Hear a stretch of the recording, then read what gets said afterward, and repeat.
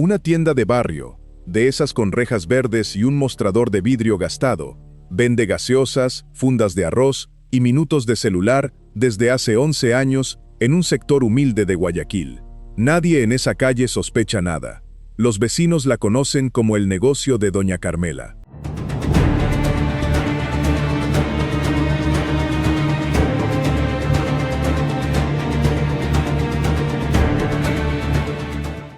Lo que nadie sabe es que, detrás de esa cortina metálica que se cierra cada noche a las 8, hay una caja fuerte empotrada en la pared, y dentro de esa caja fuerte, más dinero en efectivo del que esa tienda podría generar vendiendo gaseosas durante 100 años.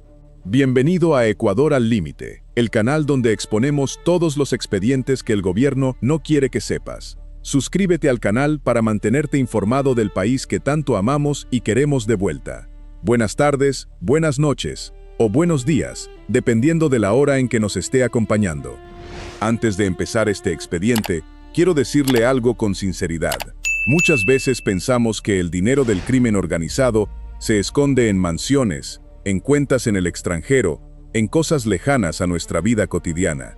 Pero la verdad es que, muchas veces, ese dinero está mucho más cerca de lo que imaginamos. En la tienda de la esquina, en el negocio que vemos todos los días camino al trabajo. Si le interesa entender cómo funciona esto de verdad, y no solamente lo que sale en un titular, suscríbase a este canal y active la campana. Ahora sí, vamos con la historia.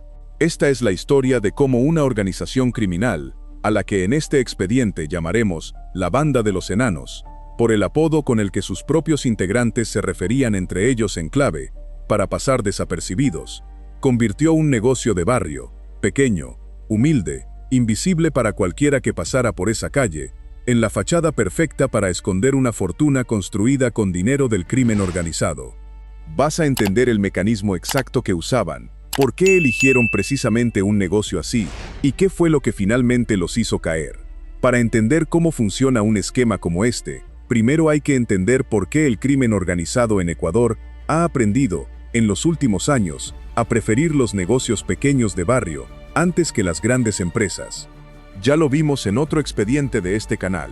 Estructuras como los choneros construyeron, durante casi una década, una red de lavado de dinero que llegó a mover 1.700 millones de dólares, usando empresas grandes, proveedoras del Estado, embotelladoras de agua. Pero ese tipo de estructura, precisamente por su tamaño, termina llamando la atención de auditores, de la Unidad de Análisis Financiero, de la Superintendencia de Compañías. Un negocio de barrio, en cambio, es prácticamente invisible para ese tipo de controles. Nadie audita a fondo una tienda de abarrotes. Nadie pide explicaciones detalladas a un pequeño local que factura, en apariencia, lo mismo que cualquier otro negocio de la cuadra. El nombre de la Banda de los Enanos no tiene nada que ver con la estatura de sus integrantes. Según la reconstrucción de este expediente, el apodo nació de la propia lógica del negocio. Mientras las grandes estructuras del narcotráfico movían fortunas gigantescas, visibles, casi imposibles de esconder del todo, este grupo prefería operar en pequeño, en apariencia insignificante, como enanos frente a los gigantes del crimen organizado. Esa era, precisamente, su ventaja. Nadie mira dos veces a quien parece demasiado pequeño para representar un problema. El negocio de Doña Carmela, que en realidad nunca perteneció a ninguna mujer con ese nombre, sino que era manejado por un testaferro que se hacía pasar por el dueño frente a los vecinos, funcionaba con una lógica de doble función. Durante el día era exactamente lo que parecía. Una tienda de barrio con clientes reales, con productos reales, con una caja registradora que efectivamente vendía gaseosas y fundas de arroz. Pero cada noche, después del cierre, ese mismo local recibía un tipo de cliente distinto. Mensajeros de la organización, que llegaban con bolsos deportivos, mochilas escolares, cajas de cartón selladas con cinta de embalaje, cargadas de dinero en efectivo, proveniente de la venta de droga al menudeo en distintos sectores de la ciudad. El mecanismo, cuando se explica con calma, es sorprendentemente simple. El dinero que llegaba en efectivo se mezclaba, en los registros contables del negocio, con las ventas normales de la tienda. Un local de barrio que factura, en el papel, $500 diarios en ventas de abarrotes, no llama la atención de nadie. Pero si ese mismo local, en su contabilidad paralela, en realidad recibe $2.000 diarios en efectivo proveniente del microtráfico, la diferencia se convierte en dinero limpio, simplemente por haber pasado a través de una caja registradora legítima, con facturas reales de proveedores reales, que compraban gaseosas y arroz de verdad para sostener la fachada. Este tipo de negocio, además, tenía una ventaja adicional que las grandes empresas de lavado no podían replicar: la invisibilidad total frente al sistema financiero formal. Mientras estructuras como la de los choneros necesitaban abrir cuentas bancarias, hacer transferencias, presentar declaraciones tributarias, que en algún momento podían levantar sospechas, una tienda de barrio que opera principalmente en efectivo, con depósitos bancarios modestos y esporádicos, prácticamente no genera ninguna alerta dentro de los sistemas automatizados de la Unidad de Análisis Financiero y Económico del país. Aquí está el primer loop que quiero dejarle abierto. Si este mecanismo era tan simple, tan invisible, tan perfecto para pasar desapercibido, ¿cómo terminó cayendo esta estructura? La respuesta, como en tantos otros expedientes que hemos investigado en este canal, no tiene que ver con la sofisticación de la policía ni con un golpe de suerte. Tiene que ver con algo mucho más humano: la codicia de uno de sus propios integrantes. El testaferro que manejaba el negocio en nombre de la organización, un hombre de unos 40 años, con antecedentes menores por hurto, llevaba casi 4 años administrando la tienda, cuando decidió, sin autorización de sus superiores dentro de la banda, empezar a quedarse con una pequeña parte del dinero que debía entregar cada semana. Al principio, se trataba de sumas pequeñas, 20, 30, 50 dólares, que pasaban desapercibidos dentro de los miles que circulaban por esa caja fuerte cada semana. Pero con el tiempo, envalentonado por la falta de consecuencias, empezó a aumentar el monto que sustraía, hasta llegar a cifras que ya no podían pasar inadvertidas para la organización. Cuando los líderes de la banda de los enanos notaron la diferencia entre lo que debía entrar según sus propios cálculos de venta de droga en la zona y lo que efectivamente estaba llegando a través del negocio, iniciaron su propia investigación interna, muy similar al patrón que ya vimos en otro expediente de este canal sobre estructuras como los lobos. Y aquí es donde el mecanismo, diseñado para ser invisible ante el Estado, terminó siendo su propia trampa. La única forma de auditar internamente el negocio, sin levantar sospechas externas, era revisando los mismos registros contables que se suponía debían parecer completamente normales ante cualquier inspección oficial. Sospechando que estaba a punto de ser descubierto, el testaferro cometió el error que finalmente destapó todo el esquema. Trasladó una parte importante del efectivo acumulado hacia una segunda propiedad, a nombre de un familiar cercano, con la intención de protegerse antes de que la organización tomara represalias en su contra. Ese movimiento, aparentemente cauteloso, fue justamente lo que llamó la atención de un vecino del sector, quien notó actividad inusual durante la madrugada. Vehículos desconocidos, cajas siendo trasladadas en silencio, movimientos que no encajaban con la rutina de una simple tienda de abarrotes. Este vecino, al que en este expediente llamaremos Don Ángel, un jubilado de 68 años que vive frente al negocio desde antes de que existiera la propia tienda, relató después, en declaraciones recogidas por un noticiero local, algo que se volvió una de las frases más repetidas de todo este caso. Yo veía las luces de esa tienda prendidas hasta las 2, 3 de la mañana, y pensaba que era porque hacían inventario. Nunca me imaginé que ahí adentro había semejante fortuna. Don Ángel contó también que, en más de una ocasión, vio llegar camionetas oscuras, sin placas visibles, que estacionaban a media cuadra de distancia y esperaban varios minutos antes de acercarse a la tienda, como si estuvieran verificando que no hubiera movimiento sospechoso en la calle. Fue precisamente esa costumbre de observar el barrio, casi por aburrimiento, la que llevó a Don Ángel a decidirse a llamar a la línea de denuncia ciudadana. Contó que dudó varios días antes de hacerlo, con miedo de que lo relacionaran con la denuncia si algo salía mal. Al final, dijo, pesó más el hecho de que sus propios nietos jugaban en esa misma calle todas las tardes, y no quería que crecieran rodeados de algo así sin que él hubiera hecho nada al respecto. La policía, al recibir esta alerta y cruzarla con patrones de actividad ya identificados en el sector, decidió iniciar una vigilancia discreta sobre el negocio, que se extendió durante varias semanas antes de ejecutar el allanamiento final.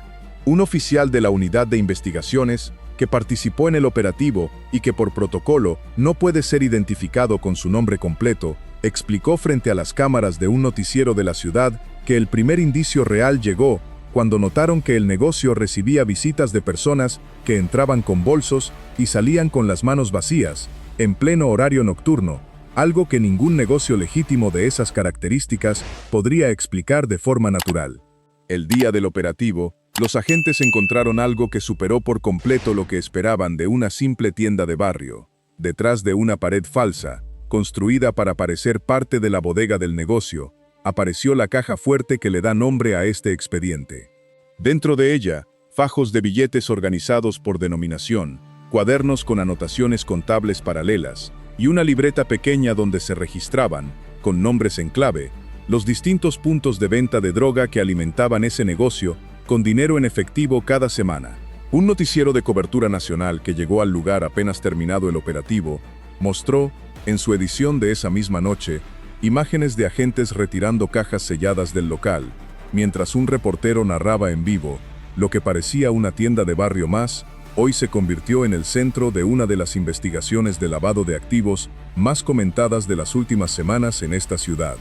El propio vocero de la policía, en la rueda de prensa posterior al allanamiento, fue enfático al señalar que este tipo de hallazgos confirma que el crimen organizado ha cambiado su estrategia y que ya no basta con vigilar los negocios grandes, sino que la atención debe extenderse también a los comercios más pequeños y aparentemente inofensivos de cada barrio.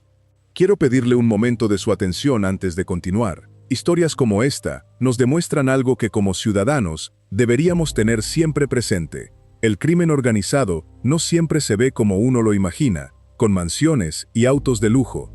A veces se esconde detrás del negocio más humilde de nuestra propia calle. Si este tipo de historias le abre los ojos, como nos los abrió a nosotros al investigar este caso, suscríbase a este canal y active la campana, para que sigamos exponiendo los expedientes que muy pocos se atreven a contar. El monto total encontrado en esa caja fuerte, según fuentes cercanas a la investigación, superaba los $180,000 en efectivo, una cifra que ningún negocio de abarrotes de barrio podría justificar jamás ante ninguna autoridad tributaria. Sumado a esto, se encontraron 3 teléfonos celulares adicionales, escondidos dentro de sacos de arroz vacíos en la bodega, cada uno con conversaciones que terminarían conectando a este pequeño negocio con una red de distribución de droga que operaba en al menos 5 sectores distintos de la ciudad. La caída del negocio de Doña Carmela no cerró este expediente. Lo abrió todavía más, y a partir de aquí la historia se vuelve mucho más grande de lo que cualquiera imaginó al principio. Entre los 3 teléfonos celulares encontrados escondidos en los sacos de arroz vacíos, los investigadores lograron recuperar conversaciones que mencionaban, de forma recurrente, un segundo punto de acopio, identificado únicamente por un nombre en clave: la sucursal. Nadie, ni siquiera dentro de la propia policía, sabía todavía que esa palabra escondía otro negocio de barrio, en un sector completamente distinto de Guayaquil, funcionando bajo exactamente el mismo mecanismo. Una comerciante vecina de ese segundo sector, dueña de una pequeña frutería ubicada a media cuadra del local sospechoso, contó tiempo después, en un reportaje transmitido por televisión, que siempre le pareció extraño que ese local de repuestos de motos casi nunca tuviera clientes durante el día, y que sin embargo, el dueño siempre parecía tener dinero para invertir en reformas y mejoras del local. Uno se pregunta de dónde saca la plata si nunca lo veo vendiendo nada, relató la comerciante frente a cámara, con el rostro difuminado a pedido propio por razones de seguridad. El rastro llevó a los investigadores hasta ese pequeño local de venta de repuestos de motos, ubicado en un sector popular al sur de la ciudad, a más de 40 minutos de distancia del negocio de Doña Carmela. En este segundo local, el testaferro a cargo era un hombre distinto, al que llamaremos en este expediente el mecánico, por el oficio que ejercía públicamente frente a sus vecinos y clientes. A diferencia del primer caso, el mecánico no manejaba efectivo proveniente directamente de la venta de droga al menudeo. Su función dentro de la estructura era otra, y complementaria. Recibía el dinero ya procesado a través del negocio de Doña Carmela, y lo convertía, mediante facturas falsas de compra de repuestos importados, en transferencias que parecían pagos legítimos a proveedores en el extranjero. Esto es lo que conecta, de forma directa, ambos negocios dentro de un mismo mecanismo. Mientras la tienda de Doña Carmela cumplía la primera fase, la de mezclar el efectivo sucio con ventas cotidianas y aparentemente inocentes, el local de repuestos del mecánico cumplía la segunda fase, mucho más sofisticada, la de sacar ese dinero ya limpio hacia afuera del país, disfrazado de comercio internacional de piezas automotrices. Una tienda ensuciaba menos el dinero de lo que parecía, la otra lo terminaba de blanquear por completo. Los enanos, como organización, nunca necesitaron una sola fachada. Necesitaban una cadena de fachadas, cada una encargada de una etapa distinta del mismo proceso. Cuando los agentes allanaron el local de repuestos, el mecánico ya había sido alertado, probablemente por la misma red de contactos que en su momento avisó también al testaferro de Doña Carmela sobre movimientos sospechosos en la zona. No estaba en el lugar. Un vecino que presenció el operativo, entrevistado esa misma tarde por un equipo de prensa que llegó apenas se corrió la voz del allanamiento, comentó frente a cámara que vio salir corriendo, un par de horas antes del operativo, a un hombre que coincidía con la descripción del dueño del local, subiéndose apurado a una motocicleta sin placas. Yo pensé que se le había hecho tarde para algo, no me imaginé que se estaba escapando de la policía, relató el testigo. El mecánico dejó, en su huida apresurada, algo que terminaría siendo la pieza que unió definitivamente ambos expedientes en uno solo.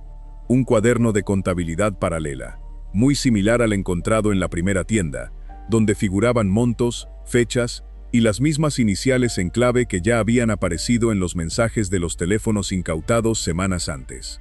Un fiscal a cargo de la etapa inicial de la investigación, en declaraciones a la prensa, calificó ese cuaderno como la evidencia que permitió, en sus propias palabras, unir los puntos entre dos casos que hasta entonces parecían completamente independientes. Ese cuaderno confirmó lo que los investigadores ya sospechaban. No se trataba de dos casos aislados de negocios de barrio usados para lavar dinero. Se trataba de una sola estructura, con al menos dos eslabones conectados entre sí, y con la posibilidad, todavía bajo investigación, de que existieran más locales similares, operando bajo la misma lógica en otros sectores de la ciudad, cada uno cumpliendo una función distinta dentro de la misma cadena. Un tercer local apareció en el mapa de esta investigación apenas 2 semanas después del allanamiento al negocio de repuestos del mecánico. Esta vez se trataba de una pequeña ferretería, ubicada en un sector residencial de clase media, muy distinta en apariencia a los dos primeros negocios, pero conectada por el mismo patrón de anotaciones en clave que ya habían aparecido tanto en la tienda de Doña Carmela como en el local del mecánico. Los investigadores encontraron, escondidos dentro de tubos de PVC, sellados en la bodega del local, 3 bolsas plásticas con un total de $94,000 en efectivo y un sello de goma falsificado, usado para simular facturas de una empresa importadora de materiales de construcción, que, tras la investigación, resultó no existir en ningún registro de la Superintendencia de Compañías. Una vecina de esa tercera zona, madre de familia que vive a 2 casas de la ferretería, contó a un noticiero local que siempre pensó que era un negocio serio, porque el dueño era muy correcto con todos, saludaba, ayudaba a cargar bultos a las señoras mayores del sector. Cualquiera hubiera pensado que era la última persona capaz de estar metida en algo así. Este tipo de testimonio, repetido de una forma u otra en los 3 casos de este expediente, revela algo que a mí, sinceramente, me parece uno de los aspectos más inquietantes de todo este caso. La capacidad de estas estructuras de operar durante años, construyendo una reputación de normalidad absoluta frente a sus propios vecinos.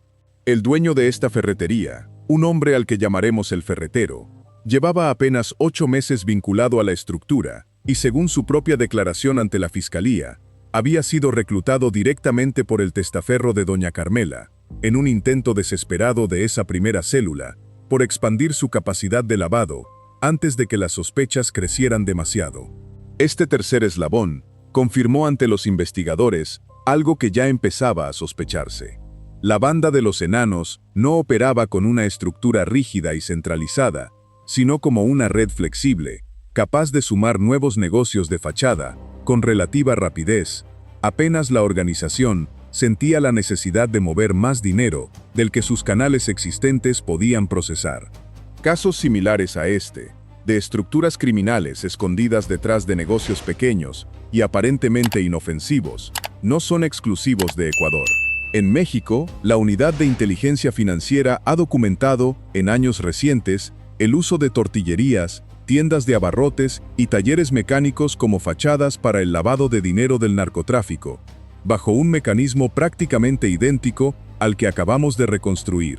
Efectivo mezclado con ventas legítimas, facturación inflada y una regla no escrita que privilegia el negocio pequeño e invisible por encima de la empresa grande y vigilada. Un fiscal mexicano especializado en delitos financieros, citado en un reportaje sobre este tipo de estructuras, explicó que entre más humilde parece un negocio, menos recursos de investigación se destinan a revisarlo, y eso, lamentablemente, el crimen organizado lo sabe mejor que nadie.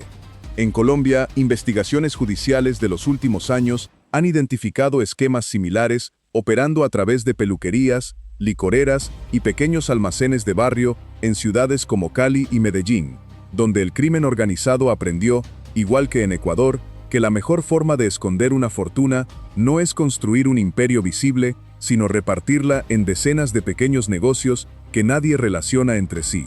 Un reportaje de un noticiero colombiano sobre uno de estos casos recogió el testimonio de un investigador financiero que comparó este tipo de estructuras con un rompecabezas.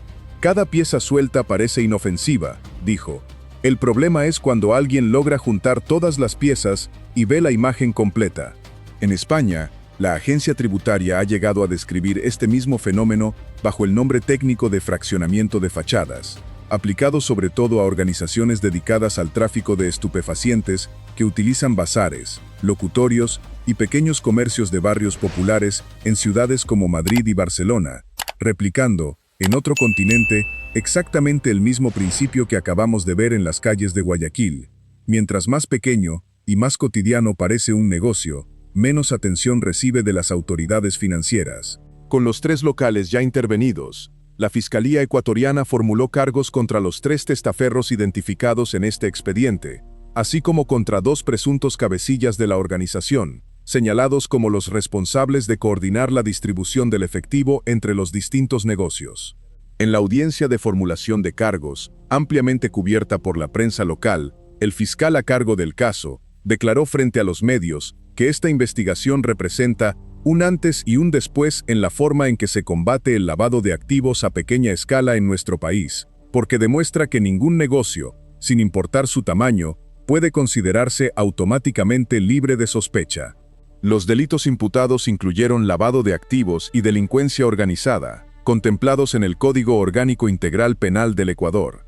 Según ese mismo código, el delito de lavado de activos puede ser sancionado con penas de hasta 13 años de prisión, dependiendo del monto involucrado y del nivel de participación de cada procesado dentro de la estructura, mientras que el delito de delincuencia organizada contempla penas de entre 7 y 10 años adicionales, que en muchos casos se acumulan a la sentencia principal cuando el juez determina que ambos delitos se cometieron de forma simultánea y coordinada. El testaferro del negocio de doña Carmela, señalado como el responsable directo de la codicia que destapó todo el esquema, enfrenta hoy una posible condena combinada de hasta 21 años de prisión, tomando en cuenta tanto el delito de lavado de activos como su participación comprobada en la estructura de delincuencia organizada. El mecánico y el ferretero, con roles más limitados dentro de la cadena, enfrentan procesos con penas estimadas de entre 9 y 14 años, según fuentes judiciales cercanas a la investigación, aunque las sentencias definitivas dependerán de las audiencias de juicio que aún continúan su curso. Es importante que usted entienda algo sobre este tipo de condenas en nuestro país. Aunque las penas parezcan severas en el papel, la reincidencia de este tipo de estructuras sigue siendo un problema serio. En más de una ocasión, investigaciones judiciales han detectado que, apenas cae un negocio de fachada, la misma organización recluta a un nuevo testaferro y abre un local distinto, en otro barrio, replicando el mecanismo desde cero, muchas veces, antes de que el proceso judicial contra los detenidos anteriores siquiera llegue a sentencia firme. Es momento de cerrar, de forma definitiva, los interrogantes que dejamos abiertos a lo largo de todo este expediente. Vimos cómo un negocio de barrio puede convertirse en la fachada perfecta para lavar dinero del crimen organizado, precisamente por su apariencia humilde e invisible.